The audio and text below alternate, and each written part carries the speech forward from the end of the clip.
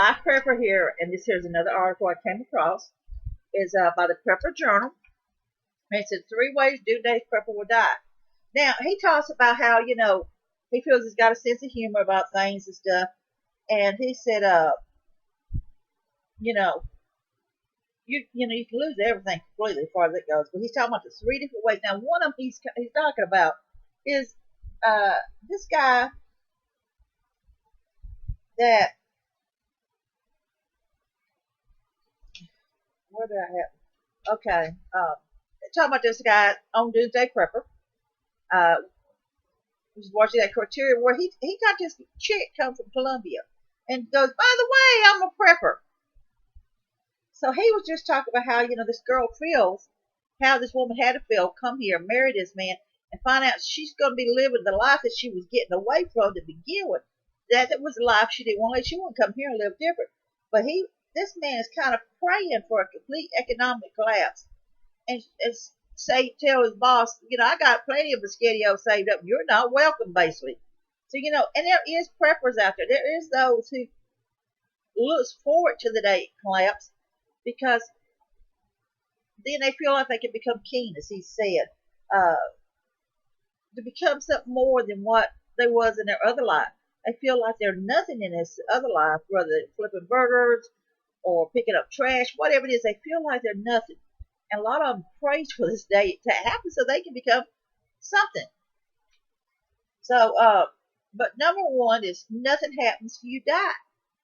What he's saying basically is that you just spend your entire life and nothing happens. But he's also talking about that 22% of people in America believes that we will have a complete collapse of something, SATF, worldwide collapse, within their lifetime. Now, 22% of the United States. But the percentage of preppers is way lower. I think population is around 300 million, maybe whatever to say, round it up to 400 million. 400 million people. 10% of 400 million people is 40%, right? You take out 40 million and you say another 10% in that 40 million is 4 million. So what you're looking at, basically, you're not even looking at even 10% of the population of the United States population. You're not, if rounded up to 400 million, 10% of 400 million is 40 million. You're not even looking at that. I mean, they're saying it's like over 3 million in the United States is prepping. That's 3 million compared to this number. It's way higher. A lot of people's going to be screwed, but 22% feels it's going to happen. Then why ain't they doing something about it? But they're not. Who cares if you spend your entire life savings or survival supplies instead of taking vacation with your family or sending your kids to college? They got a real education when you took them into the woods every weekend to teach them how to set booby traps for when the zombie neighbors invade. They can pass on that knowledge to their children. See, it wasn't a waste. Your kids will thrive even in a world that doesn't fall apart. You taught them fantastic social skills so long as that social situation takes place in an underground bunker. And the topic of conversation is about how honey is the only food that will never spoil. I smell future beekeepers. I've talked about that we can be consumed so much. If you watch some of the Doomsday Preppers episodes, they'll flat out say, I took my kids' college money, and they're not going to college, and we're doing this and this, and I've spent $300,000 prepping and all this stuff. So it can become very excessive. So what it's saying is nothing happens, you die. It means you can live a ripe old age, and then it will never come to pass. All that money you spent, and all that time of not enjoying yourself, taking any kind of vacation, doing any of that stuff, you're dead. Number two, something happens, you die anyway. That's right. What a bummer. Yes. Your $250,000 underground compound was ready and raring to go. A nuclear bomb was detonated and caused an EMP just like you said it would. But you didn't get to say, I told you so, because you died alone with all the other idiots unprepared. Right? Just had luck you weren't near your EMP safe bunker when this happened. You're there 22 hours of the day, and what are the odds? Hey, world. I like a Mullen, please. Basically, what he's saying is you can't be in this spot 24 hours a day all the time. There's going to be a chance that you could be away from that area. It could be anywhere. You might be 10 miles down the road, and something could happen, and boom, you're gone. Uh, Number three, something happens, you survive until you die. Ding, ding, ding, you hit the lotto. Your green scenario played out, and the world as we know it has been destroyed. Woohoo! That mulch around your house is put to good use now. At mulch, the one you dig around your house. You see those old castles with the mulch dug around? Uh, as unprepared attempts to gain access to your compound, body floats in your moat, and you and your family get to laugh, partly because it rhymes. I don't really know if too many people have got moats built around their house. Uh, it's going to be happy. I know that castles and stuff used to build moats around them to keep to make it harder for them to get to them.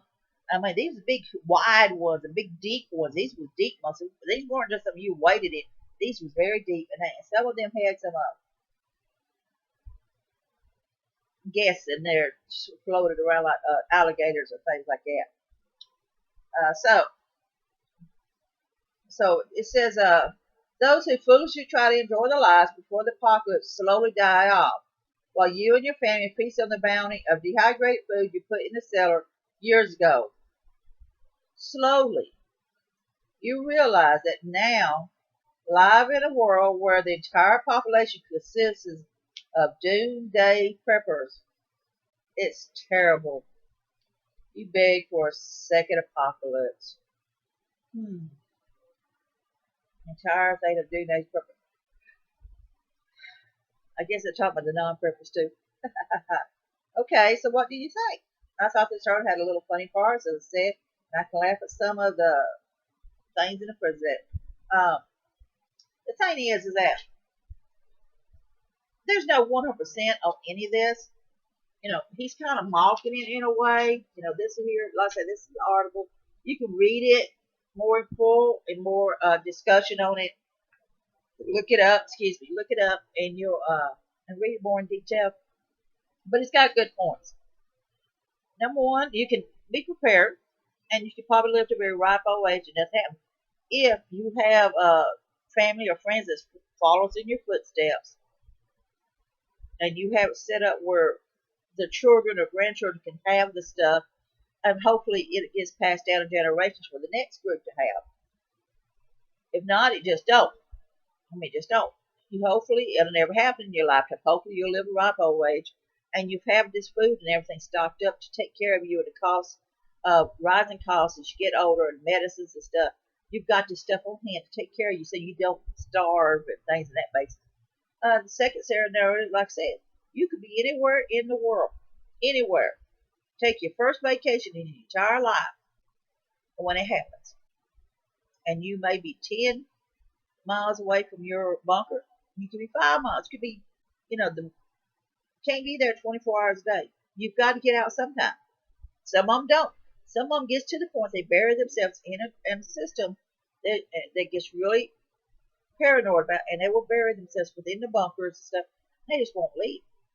They've stocked up all this food. They stay right there with it 24/7. Become very antisocial, and they shut themselves off from the rest of the world. So then, number 3, of course, it happens and you survive. But then you've got to deal with all these other people. He says you've got all these other doomsday preppers to deal with. The point is, it ain't just the doomsday preppers. Most doomsday preppers are going to be set up in their own little facility. They're going to manage and do whatever they got with their own stuff. It's those that non-preppers, basically, that your biggest concern is going to be, because they don't know how to look for food. They don't know how to, they've not prepared anything.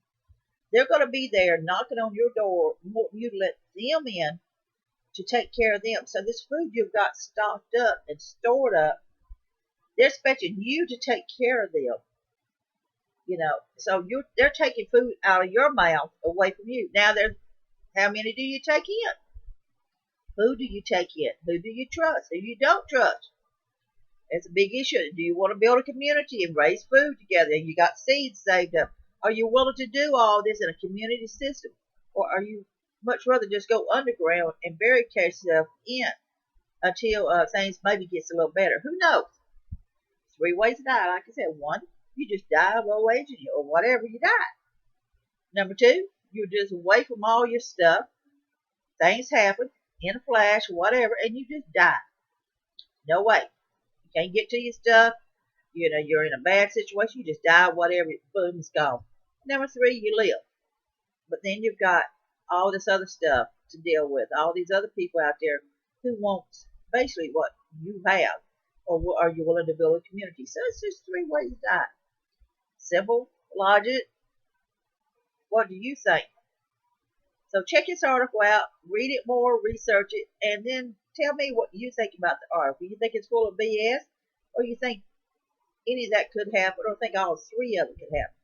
This is Life Prepper. I want you to be safe, be happy. Bless you all.